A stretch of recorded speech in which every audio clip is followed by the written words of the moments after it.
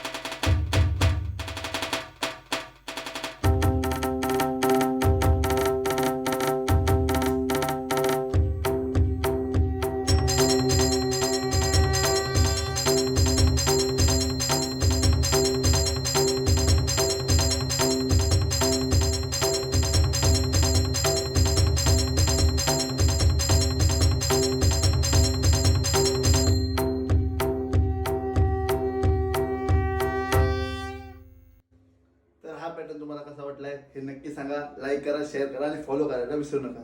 धन्यवाद.